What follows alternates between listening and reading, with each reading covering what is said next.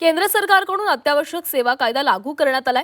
नैसर्गिक वायूचा तुटवडा टाळण्यासाठी हा निर्णय घेतला गेलाय। घरगुती वापरासाठी एलपीजीचा पुरवठा सुरळीत राहावा यासाठी रिफायनरी आणि पेट्रोकेमिकल उद्योगांना अधिक एलपीजी उत्पादन करण्याचे निर्देशही देण्यात आलेले आहेत। या निर्णयाचा उद्देश स्पष्ट आहे, देशात घरगुती गॅसची कमतरता भासू नये।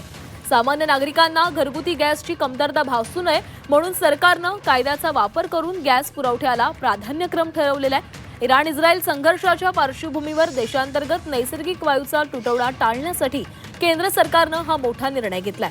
सरकारनं इसेन्शियल कमोडिटीज ऍक्ट 1955 अंतर्गत आदेश जारी करून प्राथमिक क्षेत्रांना नैसर्गिक वायू पुरवठ्याला प्राधान्य देण्याचे निर्देश दिले।